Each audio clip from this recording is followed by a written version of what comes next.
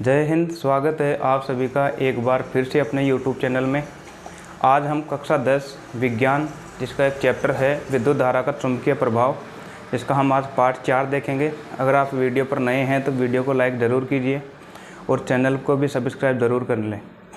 तो आज का जो हमारा टॉपिक है वो है विद्युत चुंबक। तो परिनालिका जो है उसका विवरण हमने पहले वाले वीडियो के अंदर कर लिया है। अगर आपने अभी तक वो वीडियो नहीं देखा है तो पहले आप वहाँ पर वो वीडियो ज़रूर देखें, उसके बाद फिर ये आपको समझ में आएगा। तो विद्युत चुंबक क्या होता है?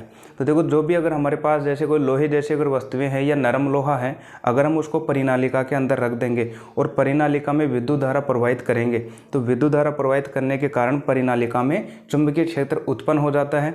अब ये जो चुंबकीय क्षेत्र है यह नरम लोहे के अंदर से होकर गुजरेगा, जिसके कारण जो नरम लोहा है वह भी चुंबक की तरह कार्य करने लग जाएगा और इसी घटना को हम कहते हैं विद्युत चुंबक। अब देखो इसका होता क्या है। जैसे हमारे पास परिनालिका है, अब परिनालिका को अगर हम जोड़ देते हैं बैटरी से, जैसे ही हम इस परिनालिका को बैटरी से जोड़ेंगे और इसमें विद्युत धारा प्रवाहित करेंगे तो इसमें विद्युत धारा बहनी शुरू हो जाएगी। और हमने पिछले वीडियो में देख लिया था, इसके अंदर सभी जगह पर चुंबकीय क्षेत्र उत्पन्न हो जाएगा, चुंबकीय क्षेत्र रेखाएं उत्पन्न हो जाएगी।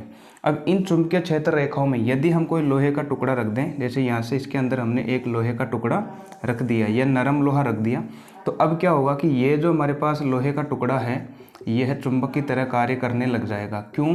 क्योंकि हमने इसके अंदर विद्युत धारा प्रवाहित की है, जिसके कारण परिनालिका के अंदर चुंबकीय क्षेत्र उत्पन्न हो गया। अब ये चुंबकीय क्षेत्र जो है इस लोहे को चुंबक के गुण आ जाएंगे, तो इस कारण यह जो नरम लोहा है वह चुंबक की तरह कार्य करने लग जाता है और इसलिए इस नरम लोहे को हम कहेंगे विद्युत चुंबक। विद्युत चुंबक क्यों बोल रहे हैं? क्योंकि हमने इसमें विद्युत धारा को प्रवाहित किया है। तो विद्युत धारा प्रवाहित होने के कारण, अब देखो इसमें परिभाषा भी यही है, तब परिनालिका के अंदर नरम लोहे के टुकड़े को रखा जाता है और विद्युत धारा प्रवाहित करते हैं तो नरम लोहे के टुकड़े में चुंबक के गुण आ जाते हैं और चुंबक की तरह कार्य करने लग जाता है। इसे विद्युत चुंबक कहते हैं। तो आ गया होगा समझ में। उम्मीद करता हूँ कि विद्युत चुंबक किसे कहते हैं कि परिनालिका के अंदर हम नरम लोहे के टुकड़े को रख देंगे, उसमें विद्युत धारा प्रवाहित करेंगे, विद्युत धारा प्रवाहित करने के कारण उसमें चुंबकीय क्षेत्र उत्पन्न होगा और चुंबकीय क्षेत्र उत्पन्न होने के कारण नरम लोहा जो है वह चुंबक की तरह कार्य करने लग जाता है और इसी को हम कहते हैं विद्युत चुंबक। यानी कि अब जो नरम लोहा है यह हमारी बन गई है विद्युत चुंबक। और एक होता है स्थायी चुंबक। अब यह जो चुंबक है यह तो विद्युत चुंबक हो गई, विद्युत चुंबक।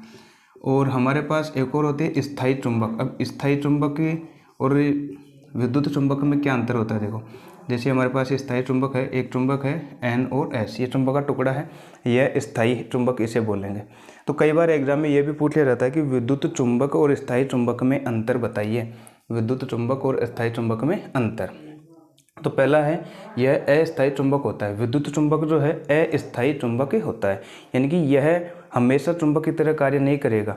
इसका मतलब है जब तक अगर इसमें विद्युत धारा प्रवाहित होगी यह केवल तभी तक ही चुंबक की तरह कार्य करेगा। जैसे ही हम इसमें विद्युत धारा को बंद कर देंगे या फिर कुंजी को बंद कर देंगे, विद्युत धारा का प्रवाह इसमें बंद हो जाएगा तो चुंबक के गुण भी इसके अंदर खत्म हो जाएंगे और यह चुंबक की तरह कार्य नहीं करेगा। तो इसका मतलब यह अस्थायी चुंबक हो गई, विद्युत चुंबक अस्थायी चुंबक हो गई। क्योंकि जब तक विद्युत धारा बह रही है चुंबकीय क्षेत्र बनता रहेगा और तब तक यह चुंबक की तरह कार्य करेगी। और जैसे ही हम इसमें विद्युत धारा प्रवाहित करना बंद कर देंगे इसमें चुंबकीय क्षेत्र उत्पन्न नहीं होगा, जिसके कारण यह चुंबक की तरह कार्य नहीं करेगा। तो इसलिए यह चुंबक कैसी हो गई? अस्थायी चुंबक। दूसरा है स्थायी चुंबक। यह स्थायी चुंबक होता है। स्थायी चुंबक का मतलब हो गया कि इसमें चुंबक के गुण हमेशा रहेंगे। जो हमारे पास ये चुंबक का टुकड़ा है, ठीक है, ये दूसरा वाला, इसमें चुंबक के गुण हमेशा रहेंगे। भले ही हम इसको काट दें या फिर थोड़ी छोटी कर दें फिर भी इसमें चुंबक के गुण रहेंगे। इसलिए यह जो चुंबक है वह स्थायी चुंबक होता है। फिर आसानी से इसका चुंबकत्व समाप्त कर सकते हैं। चुंबकत्व का मतलब हो गई वस्तुओं को खींचने की क्षमता। लोहे को खींचने की क्षमता को हम इसमें समाप्त कर सकते हैं। जैसे ही विद्युत धारा अगर इसमें बहना बंद हो जाएगी या विद्युत धारा को अगर हम बंद कर देंगे तो यह जो है लोहे की वस्तुओं को अपनी ओर आकर्षित नहीं करेगी, इसलिए इसका चुंबकत्व क्या हो जाएगा? समाप्त। तो इसमें है कि आसानी से इसका चुंबकत्व समाप्त कर सकते हैं, लेकिन स्थायी चुंबक का चुंबकत्व आसानी से समाप्त नहीं होता। नंबर 3, शक्ति को बदला जा सकता है। शक्ति का मतलब हो गया पावर, खींचने की क्षमता को। अब देखो जैसे यहाँ पर अगर हम 5 वोल्ट की बैटरी लगाते हैं, 5 वोल्ट की बैटरी, तो उसके हिसाब से इसमें विद्युत धारा बहेगी, तो यह विद्युत चुंबक बन जाएगा, लेकिन इसके खींचने की क्षमता रहेगी कम। लेकिन जैसे जैसे अगर हम इसमें इस विभव को बढ़ाते जाएंगे, 10 वोल्ट कर दें, 15 वोल्ट कर दें, 20 वोल्ट कर दें, तो जैसे जैसे इसमें अगर हम विभवांतर को बढ़ाएंगे तो विद्युत धारा का मान भी बढ़ेगा, विद्युत धारा का मान भी बढ़ेगा। जैसे जैसे अगर हम वोल्टेज का मान बढ़ाएंगे तो विद्युत धारा का मान और ज़्यादा हो जाएगा, और जितना ज़्यादा विद्युत धारा का मान होगा चुंबकीय क्षेत्र भी उतना ही ज़्यादा इसमें उत्पन्न होगा, और जितना ज़्यादा चुंबकीय क्षेत्र उत्पन्न होगा वह उतना ही ज़्यादा चुंबकत्व हो जाएगा, यानी कि इसमें उतने ही ज़्यादा गुण चुंबक के आ जाएंगे, खींचने की क्षमता इसकी बढ़ती जाएगी। जैसे 5 वोल्ट पर हम मान लेते हैं इसकी खींचने की क्षमता बहुत कम है, और ये 5 केजी लोहे को ही खींच सकता है। 5 वोल्ट पर केवल 5 केजी लोहे को अगर खींच सकता है, अगर हम इसको 100 वोल्ट कर दें, इस बार हमने विभव को बढ़ा दिया, विभवांतर को बढ़ा दिया, 100 वोल्ट की कोई बैटरी लगा दी, तो इसमें विद्युत धारा का मान और भी ज़्यादा हो गया। पहले 5 था, अब 100, यानी कि 20 गुना हो गया इसका। तो जो खींचने की क्षमता है ये भी बढ़ जाएगी 20 गुना, यानी कि जो पहले 5 किलोग्राम तक वस्तुओं को खींच पा रहा था लोहे की, अब यह आसानी से 100 केजी वस्तुओं को खींच सकता है। तो इसका मतलब हो गया कि हम इसमें इसकी शक्ति को परिवर्तन कर सकते हैं। अगर विद्युत धारा का मान कम होगा तो इसके खींचने की जो शक्ति है या क्षमता है वो कम हो जाएगी, और विद्युत धारा का मान अगर बढ़ा देंगे तो इसकी शक्ति या विद्युत धारा का मान इसमें अगर बढ़ा देते हैं तो शक्ति का मान भी बढ़ जाएगा, खींचने की क्षमता भी बढ़ जाएगी। फिर ध्रुवता को बदला जा सकता है। अब ध्रुवता का मतलब हो गया चुंबक में 2 ध्रुव होते हैं, एक N और एक S, और परिनालिका में भी हमने देखा था कि इसका एक सिरा S की तरह कार्य करता है, दूसरा सिरा N की तरह, यानी कि इधर वाला अगर S की तरह कार्य कर रहा है, इधर वाला N की तरह कार्य कर रहा है, तो हम इनके ध्रुव को बदल सकते हैं।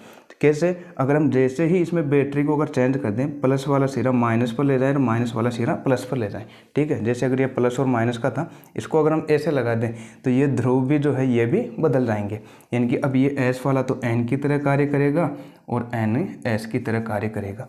तो इसका मतलब हो गया कि विद्युत चुंबक में हम ध्रुव को बदल सकते हैं, लेकिन स्थायी चुंबक में हम ध्रुवता को बदल नहीं सकते या ध्रुवता को बदला नहीं जा सकता। जैसे परमानेंट चुंबक है, इसमें अगर ये सिरा N है और ये सिरा S है तो हमेशा ही ये सिरा N रहेगा, दूसरा वाला S रहेगा। इसकी ध्रुवता को हम बदल नहीं सकते, लेकिन विद्युत जो चुंबक है इसकी ध्रुवता को हम बदल सकते हैं, वो भी बैटरी को बदल कर, इसके जो टर्मिनल हैं उसको चेंज करके, प्लस वाला माइनस और माइनस वाले प्लस को अगर चेंज कर देते हैं तो इसकी ध्रुवता भी बदल जाती है। फिर है अधिक शक्तिशाली होते हैं। ये जो विद्युत चुंबक हैं ये अधिक शक्तिशाली होते हैं, इसका मतलब है कि इनमें खींचने की क्षमता है बहुत ज़्यादा होती है, और ये जो है हमारे पास थोड़े कमज़ोर होते हैं। जो परमानेंट वाले चुंबक हैं, ये स्थायी चुंबक हैं, ये थोड़े कमज़ोर होते हैं। तो ये है इनमें डिफरेंस विद्युत चुंबक और स्थायी चुंबक में। उम्मीद करता हूँ कि इनमें डिफरेंस भी समझ में आ गया होगा। इसके बाद देखो, अब अभी तक हमने इसमें केवल 2 चीज़ें देखी, जैसे एक तो चुंबकीय क्षेत्र की दिशा है कि विद्युत धारा की दिशा। अच्छा, अगर किसी चालक में हम विद्युत धारा प्रवाहित करते हैं तो इसमें चुंबकीय क्षेत्र उत्पन्न होता है, ये हमने देख लिया। लेकिन इनके साथ साथ एक राशि और इसमें व्यक्त होती है, वो है बल, यानी कि चालक पर लगने वाला बल। जैसे अगर ये चालक है, अगर इसमें विद्युत धारा प्रवाहित हो रही है तो इसमें चुंबकीय क्षेत्र भी उत्पन्न होगा, लेकिन चुंबकीय क्षेत्र के साथ साथ इसमें एक बल का अनुभव और होगा। ये 3 राशियां हैं। अभी तक हमने केवल चुंबकीय क्षेत्र की दिशा और विद्युत धारा पढ़ी है, तो चुंबकीय बल भी लगेगा, और ये चुंबकीय बल किधर लगेगा ये हमको ज्ञात करने के लिए आगे हमको पढ़ना पड़ेगा फ्लेमिंग का वाम हस्त नियम या फ्लेमिंग का बायां हाथ का नियम। वाम का मतलब होता है बायां, यानी कि इधर वाला, ठीक है, इसका नियम। और ये क्या होता है, देखो ये जो नियम है इससे बल की दिशा ज्ञात की जाती है। अगर पूछा जाए कि फ्लेमिंग का वाम हस्त नियम किस पर आधारित है, तो यह बल पर आधारित, क्योंकि बल की दिशा को बताता है। और जो हमने देखा था दक्षिण हस्त अंगुष्ठ नियम, दक्षिण हस्त अंगुष्ठ नियम ये वाला, ये सिर्फ चुंबकीय क्षेत्र की दिशा को बताता है, जबकि फ्लेमिंग का वाम हस्त नियम क्या बताता है, उस पर लगने वाले बल को बताता है। इन दोनों का हमको विशेष ध्यान रखना है। ये 1 नंबर का पूछा जा सकता है कि चुंबकीय क्षेत्र की दिशा ज्ञात करने के लिए हम कौन सा नियम काम में लेते हैं, तो वो है दक्षिण हस्त अंगुष्ठ नियम। और अगर ये पूछा जाए कि चालक पर बल का अगर मान ज्ञात करने के लिए कौन से नियम का हम उपयोग करते हैं, तो वो है फ्लेमिंग का वाम हस्त नियम।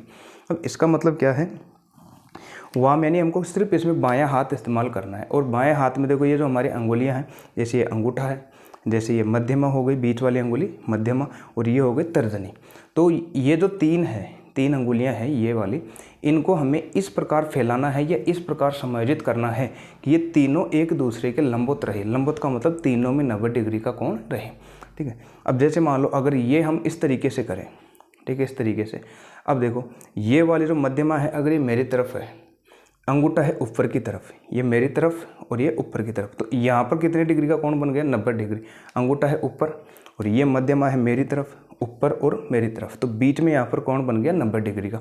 और ये जो तर्जनी है ये है इधर आपकी तरफ, तो ये बीच के लंबवत है। अगर तर्जनी और इसमें देखें, तर्जनी के अंदर और ये इधर जो मध्यमा मेरी तरफ, इसमें भी 90 डिग्री का कोण बन रहा है। तो यानी कि हमको ये 3 अंगुलियाँ इस प्रकार समायोजित करना है कि ये तीनों एक दूसरे के लंबवत रहे, तीनों एक दूसरे के लंबवत रखे। देखो मैंने भी इसमें ये लिख रखा है कि इस नियम के अनुसार बाएं हाथ की तर्जनी, मध्यमा और अंगूठे को इस प्रकार फैलाएं कि ये तीनों एक दूसरे के परस्पर लंबवत हो।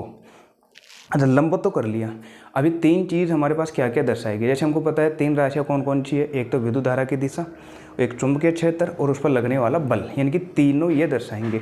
तो जो तर्जनी है वह चुंबकीय क्षेत्र की दिशा को, तर्जनी का मतलब हो गया ये वाली, ये चुंबकीय क्षेत्र की दिशा को प्रदर्शित करती है ये वाली। मध्यमा चालक में प्रवाहित विद्युत धारा की दिशा की ओर, और ये जो मध्यमा है जैसे इधर है तो इसका मतलब है इसमें विद्युत धारा की दिशा इधर है मेरी तरफ। तो जो अंगूठा है तो अंगूठा चालक पर बल की दिशा की ओर संकेत करेगा। अब ये जो अंगूठा है ना ये हमेशा किसको बताएगा? बल को। और वैसे अगर बल का अगर याद नहीं रहे तो हम इसको इस तरीके से याद रख सकते हैं कि जो अगर इन 5 अंगुलियों में से देखें जो सबसे ज़्यादा बल लगा सकता है वो कौन लगा सकता है? अंगूठा। जैसे अगर इस पर देखें अंगूठा, तो बल तो बल को प्रदर्शित कौन करेगा? ये अंगूठा। ये जो है तर्जनी, ये चुंबकीय क्षेत्र, और ये जो मध्यमा है ये विद्युत धारा की दिशा को प्रदर्शित करता है। ठीक है, यही क्या है? फ्लेमिंग का वाम हस्त नियम। तो तीनों एक दूसरे के होने चाहिए लंबवत। अब तीनों एक दूसरे के लंबवत कैसे हो सकते हैं? देखो जैसे मान लो अगर ये हम हाथ को इस तरीके से कर रहे हैं, अंगूठा ऊपर की ओर है, अंगूठा ऊपर की ओर है, तो ये पेन हो गया जैसे ऊपर की ओर। ठीक है, फिर है ये मध्यमा मेरी तरफ है, ये इधर हो गया मेरी तरफ, 2 हो गई। अब हमारे पास एक अंगुली और है और वो रह गई तर्जनी, तो तर्जनी वो होगी इधर आपकी तरफ, तर्जनी आपकी तरफ। तो देखो तीनों में 90 डिग्री का कोण बनेगा। अगर इस अंगूठे में और मध्यमा जो अंगुली है इसमें देखें तो यहाँ पर 90 डिग्री का कोण है, और अगर इधर जो है हमारे पास, जैसे इसको मैं अगर इधर करूँ ऐसे, ठीक है ऐसे, अब इसमें भी देखें तो यहाँ पर भी 90 डिग्री का कोण है, अगर इसमें और मध्य में देखें तो यहाँ पर भी 90 डिग्री का कोण है। तो इस तरीके से क्या होती है हमारे पास तीनों जो है लंबवत रहेंगी, और लंबवत रखना है इनको, तो तब जाकर ये चालक पर बल की दिशा को बताता है। अंगूठा, ये जो तर्जनी अंगुली है ये चुंबकीय क्षेत्र को, और ये जो मध्यमा जो मेरी तरफ आएगी ऐसे, यह विद्युत धारा की दिशा को प्रदर्शित करेगी। इस तरीके से करना है। देखो ये, ठीक है, ये अगर इधर करेंगे, देखो ये अंगूठा जो है, अंगूठा ये चुंबकीय बल को प्रदर्शित करेगा।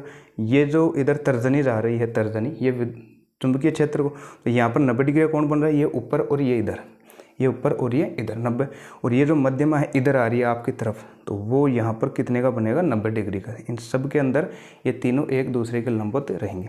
अच्छा, अब ज्ञात कैसे करते हैं? जैसे सिलेबस पे तो नहीं दे रखा, लेकिन फिर भी हम ज्ञात कर लेते हैं। जैसे एक चुंबक है N और S, हमारे पास N और S, और हमको पता है चुंबकीय क्षेत्र रेखाओं की दिशा N से S की ओर होती है, N से S की ओर होती है। ये चुंबकीय क्षेत्र की दिशा हो गई इधर, चुंबकीय क्षेत्र की दिशा, इसको हम एक बार के लिए B से लिख देते हैं, B से, चलो B से लिख देते हैं। और हमने यहाँ पर एक जैसे चालक तार रख दिया, चालक तार। अब इसमें हम विद्युत धारा प्रवाहित कर रहे हैं, चालक तार में विद्युत धारा प्रवाहित कर रहे हैं, और विद्युत धारा की दिशा है ऊपर की ओर। विद्युत धारा कहाँ जा रही है? इसमें ऊपर की ओर, ये है I, ये ऊपर की ओर जा रही है। अब इसमें 2 का तो हमको पता है। देखो अब ये जो अगर चालक तार ऐसे है, अगर इसको हम चुंबक के बीच में रख दें, चालक तार को चुंबक के बीच में रख दें, तो अगर इसमें विद्युत धारा ऊपर की ओर जा रही है और ये चुंबकीय क्षेत्र की दिशा इधर हो गई, यानी B की दिशा चुंबकीय क्षेत्र की तो इधर हो गई, विद्युत धारा के कहाँ हो गई? ऊपर। तो इस चालक पर लगने वाला बल किधर होगा? फिर अब हमको बल और निकालना है। तो हमको 2 तो पता है कि विद्युत धारा कहाँ जा रही है? ऊपर की ओर। और विद्युत धारा कौन सी अंगुली प्रदर्शित करती है? मध्यमा, यानी कि ये बीच वाली। और फिर है कि ये चुंबकीय क्षेत्र की दिशा इधर है, यानी कि ये तर्जनी, और हमको निकालना इस पर लगने वाला बल, यानी कि अंगूठे की दिशा निकालनी। तो सबसे पहले हमको क्या करना है कि अगर हमको पता है विद्युत धारा ऊपर की ओर है और चुंबकीय क्षेत्र इधर है और बल ज्ञात करना है, तो तीनों अंगुलियों को हम लंबवत रखेंगे और लंबवत में इनमें इस प्रकार समायोजित करेंगे कि ये सब एक दूसरे की दिशा को व्यक्त करें।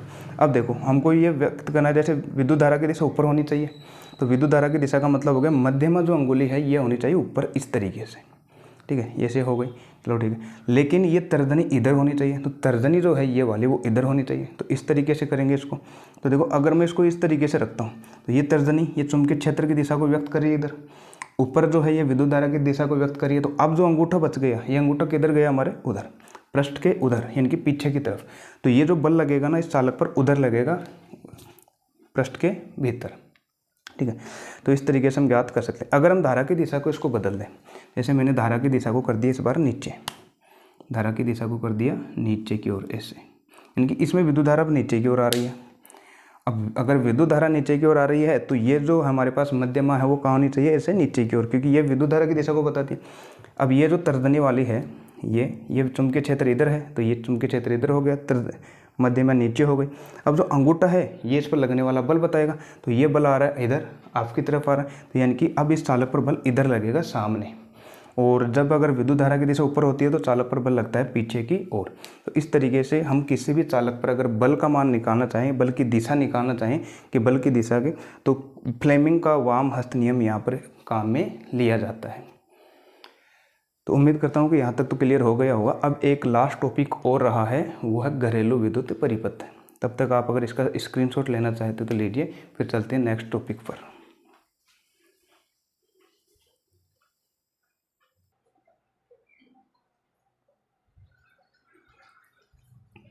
अगला टॉपिक है घरेलू विद्युत परिपथ, यानी कि घरों के अंदर जो हमारे वायर की जो फिटिंग होती है उसमें क्या क्या हमको देखने को मिलता है। तो जो घरेलू विद्युत जो परिपथ होते हैं उसमें मुख्यतः 3 प्रकार के तार होते हैं, जिसमें एक तो है विद्युन्मय तार, एक उदासीन तार, एक भूसंपर्क तार। अब ये क्या होते हैं, इनका कार्य क्या होता है। विद्युन्मय तार को हम धनात्मक तार भी कहते हैं, पॉजिटिव वायर, और इसको हम लाइव वायर भी कहते हैं, लाइव या फेस वाला जिसको कहते हैं लाइव, ठीक है। और एक होता है उदासीन, उदासीन का मतलब न्यूट्रल, न्यूट्रल, ठीक है, न्यूट्रल यानी कि उदासीन तार। जैसे हम बोलते हैं ना, एक फेस का हो गया, एक फेस का हो गया और एक न्यूट्रल का हो गया। 2 वायर होते हैं जो इन पर, जैसे लाल रंग का आवरण वो विद्युन्मय होता है और उदासीन तार पर काले रंग का आवरण न्यूट्रल होता है। तो 2 वायर होते हैं, लेकिन इनके साथ साथ हमारे पास एक और तार होता है जिसको बोलते हैं भूसंपर्क तार, और यह हरे रंग के आवरण होता है इसके ऊपर। अब हम तो क्या करते हैं यहाँ पर कि हमारे जो घरेलू जो फिटिंग होती है तारों की, उसमें जो फिटिंग करने वाले होते हैं वो अपने हिसाब से ये कभी कभी तो क्या कर देते हैं कि एक ही प्रकार के वायर ले लेते हैं। जैसे ये रेड वाला लेंगे, रेड वाला, इसी में से वो फेस का बना लेंगे, इसी में न्यूट्रल का बना लेंगे, वो उनकी समझदारी के हिसाब से। लेकिन यहाँ पर हम सिर्फ क्या देख रहे हैं कि जो लाल रंग का है अगर वो लाइव है समझने के लिए, तो दूसरा वाला अगर हम उसका अलग कलर दें काले रंग का, वह न्यूट्रल का हो गया, और एक हरे रंग का और दे दें तो वह है भूसंपर्क तार, यानी कि एक तार ऐसा जो सीधा जिसका कनेक्शन यानी कि हमारी धारा के अंदर उसका कर दिया जाता है।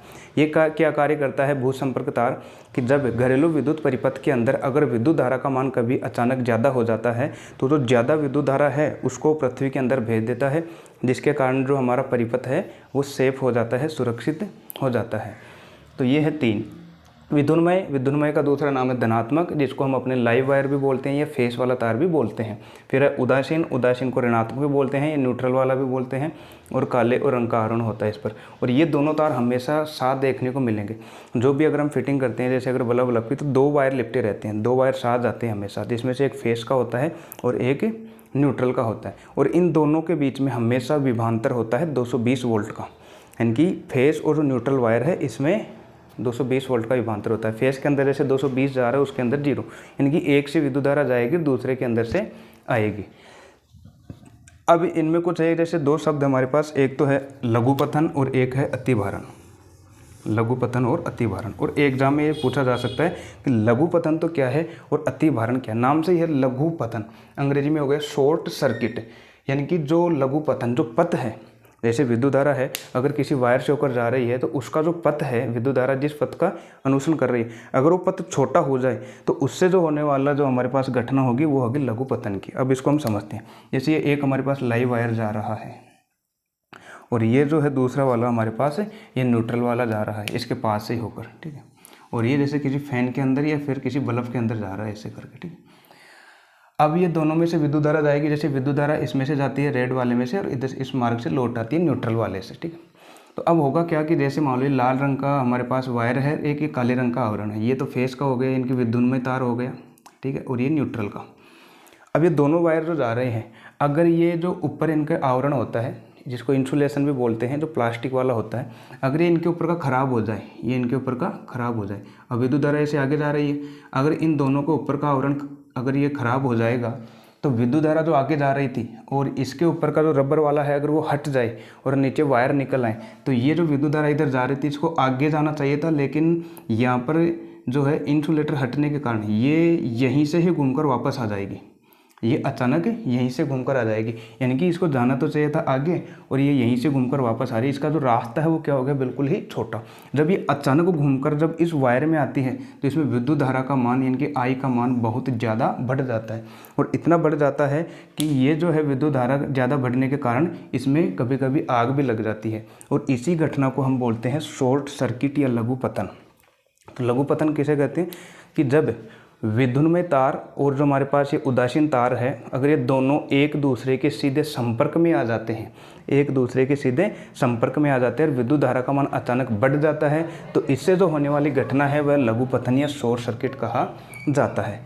तो आशा करता हूँ कि लघु पतन समझ में आ गया होगा। जैसे मान लो अगर यही हमारे पास दो वायर अगर ऐसे आगे जा रहे थे, ठीक है, एक फेस का और एक न्यूट्रल का। अब हुआ क्या कि जब इसमें से विद्युत धारा आगे जा रही थी, फिर बल्ब में से घूमकर इधर आनी चाहिए थी, लेकिन अगर इसका ऊपर का आवरण खराब हो जाए, जो ये हमारे पास रबर वाला होता है, अब विद्युत धारा जो है ये यहीं से घूमकर और इस न्यूट्रल वाले में आ जाएगी, यहीं से घूमकर इसमें। तो अचानक जो है ये रास्ता छोटा हो गया इसके विद्युत धारा के लिए। तो जब विद्युत धारा के लिए रास्ता छोटा हो गया तो यहाँ पर विद्युत धारा का मान अचानक बढ़ जाएगा घूमते ही, और ये अचानक यहाँ पर आग पकड़ लेती है। इसके बाद है अतिभारण। अभी नाम से ही है अतिभारण। अतिभारण का मतलब हो गया कि भार का ज़्यादा होना, अति यानी ज़्यादा और भारण का मतलब भार का। अब ये कैसे होता है, जैसे अगर हमारे पास एक ही सॉकेट है, एक ही सॉकेट है, ठीक है, और जैसे ये एक सॉकेट है और इसमें हमने प्लग के अंदर लगा दिया, इस सॉकेट को हमने इसमें एक प्लग के अंदर लगा दिया और यहाँ से एक वायर आ रहा है, ठीक है, और इस वायर की केवल क्षमता हम एक बार के लिए मान लेते हैं, जैसे 2 एम्पियर है, इसमें 2 एम्पियर धारा जा रही है और सॉकेट है इसमें बहुत सारे, ठीक है, जैसे एक प्लग यहाँ पर है, दूसरा प्लग यहाँ पर हो गया, ये थर्ड वाला यहाँ पर हो गया और ये फोर्थ वाला यहाँ पर हो गया, ठीक है, ऐसे 4 सॉकेट।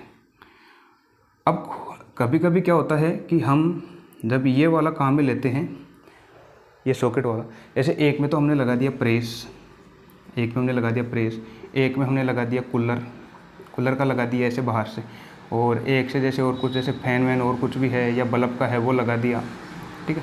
तो हम क्या कर रहे हैं कि एक ही सॉकेट में अलग अलग विद्युत साधित्र या विद्युत युक्तियाँ, विद्युत साधित्र जो है यहाँ पर लगा रहे हैं, ठीक है, इनके पिन यहाँ पर लगा दी। अब देखो जैसे प्रेस के जैसे है उसके विद्युत धारा की खींचने की क्षमता अलग है, जैसे इसकी 1 एम्पियर है, इसकी भी जैसे 1 एम्पियर है, और इसकी जैसे आधा एम्पियर है, 0.5 एम्पियर है, क्योंकि सभी अलग अलग धारा को खींचेंगे। लेकिन ये जो हमारे पास सॉकेट है इसकी केवल पूरे की क्षमता ही कितनी है, 2 एम्पियर है, इस वायर की क्षमता है 2 एम्पियर। लेकिन हम अगर यहाँ पर इतने सारे उपकरण लगा रहे हैं तो यहाँ पर कितनी चाहिए, देखो 1 एम्पियर 1 एम्पियर 2 तो यही हो गई, इनकी जो इसकी खींचने की क्षमता है 2 एम्पियर, वो 2 एम्पियर तो यही ले रहे हैं, तो फिर बल्ब और खींच रहा है 0.5 एम्पियर, इनकी इसको और चाहिए तो ये और ज़्यादा खींचेगा। तो एक ही सॉकेट में क्या होता है कि जब हम बहुत सारे विद्युत साधित्र लगाते हैं तो विद्युत धारा का मान अचानक बढ़ जाता है, क्योंकि विद्युत धारा को खींचते हैं, तो खींचने के कारण यहाँ पर जो अब घटना होगी, ठीक है, जैसे मान लो ये प्लग वलग ख़राब हो जाता है क्योंकि विद्युत धारा का मान इसमें बहुत ज़्यादा हो जाएगा, क्योंकि खींचेंगे तब तो ये खराब हो जाता है। इस घटना को बोलते हैं अतिभारण। तो यहाँ पर देखो एक ही सॉकेट में ज़्यादा विद्युत साधित्रों का उपयोग करने पर अतिभारण होता है, और तार की क्षमता से अधिक विद्युत धारा खींच जाती है, यह विद्युत धारा खींची जाती है, क्योंकि तार की क्षमता से ज़्यादा हम क्या कर रहे हैं, विद्युत धारा खींच रहे हैं, इसलिए कभी कभी ये जो है सॉकेट वो ख़राब हो जाता है। इसके बाद में है कि सुरक्षा युक्तियाँ क्या हैं इनकी, अगर कभी विद्युत धारा का मान ज़्यादा हो जाए परिपथ में तो हम इनके लिए क्या क्या सुरक्षा कर सकते हैं। तो पहला है विद्युत फ्यूज। जैसे जो मीटर होता है उसके पास हम फ्यूज़ लगा देते हैं, ठीक है, फ्यूज़। तो फ्यूज़ में जो है एक तार होता है जिसको हम विद्युत, इसको ही बोलते हैं फ्यूज़, ठीक है। अब जो फ्यूज़ है अगर उसमें विद्युत धारा का मान ज़्यादा हो जाएगा तो फ्यूज़ जो है वो वहीं पर ही पिघल कर टूट जाएगा और विद्युत धारा आगे नहीं आएगी, और जिसके कारण जो है विद्युत परिपथ सेफ हो जाएगा। जैसे यहाँ पर ये मीटर है हमारा, ठीक है, और मीटर के पास में जैसे हमने एक यहाँ पर फ्यूज़ लगा दिया, और फ्यूज़ के अंदर जैसे एक ये वायर होता है। अब जैसे इसमें विद्युत धारा जा रही है यहीं से, और विद्युत धारा का मान जब बहुत ज़्यादा बढ़ जाता है इसमें, और आगे जैसे ये मेन वायर आ रहे हैं आगे, फिर हमारे जैसे एक रूम हो गया, फिर ये हॉल हो गया, दूसरा रूम, आगे जाकर है सब कुछ। तो अगर हम क्या करें कि पहले ही मीटर के पास में अगर फ्यूज़ लगा दें, जब विद्युत धारा का मान ज़्यादा आएगा तो ये तार यहीं पर ही टूट जाएगा। टूटने के कारण विद्युत धारा आगे जाएगी नहीं, और विद्युत धारा आगे नहीं जाएगी तो आगे वाले जितने भी उपकरण हैं वो सेफ रह जाएंगे, यानी कि वो सुरक्षित रह जाएंगे। तो यह जो है ये पहली युक्ति हो गई हमारे पास विद्युत फ्यूज। अगर अब इसके आगे हम देखते हैं भू संपर्क तार। और भू संपर्क तार का भी मतलब क्या हो गया, जैसे हमारे पास ये रूम है, ठीक है, रूम की अगर हम फिटिंग करते हैं तो एक हरे रंग का वायर होता है, और इन सब को हरे रंग के वायर को हम एक जगह भूमि के अंदर इस तार को स्थापित कर देते हैं। अब होगा क्या, अगर इनमें कहीं पर विद्युत धारा का मान ज़्यादा हो जाता है तो इस तार के सहारे विद्युत धारा भूमि के अंदर चली जाएगी और उपकरण सेफ रह जाते हैं। और एक है एमसीबी। आजकल जो हम अधिकतर यूज में लेने लगे हैं वो एमसीबी ऑटोमेटिक वाले, ठीक है। अगर इसमें विद्युत धारा का मान ज़्यादा हो जाता है तो ये अचानक नीचे गिर जाती है, विद्युत धारा का मान बढ़ते ही नीचे गिर जाती है और आगे विद्युत धारा का मार्ग बंद हो जाता है। फिर वापस अगर हम इसको ऊपर कर देते हैं तो विद्युत धारा का मार्ग जो है वहाँ पर शुरू हो जाता है। तो इस तरीके से सुरक्षा युक्तियाँ कौन कौन सी है, विद्युत फ्यूज, भू संपर्क तार और एमसीबी। और ये जो है चैप्टर आपका वो पूरा हो गया। तो आगे कमेंट करके ज़रूर बताएं कि नेक्स्ट वीडियो कौन सा या कौन सा अध्याय लेकर आएँ, ठीक है। अगर आप चैनल पर नए हैं तो चैनल को सब्सक्राइब करना ना भूलें और अपने दोस्तों के साथ भी शेयर ज़रूर कीजिएगा। मिलते हैं अगले नई वीडियो के अंदर, तब तक के लिए धन्यवाद।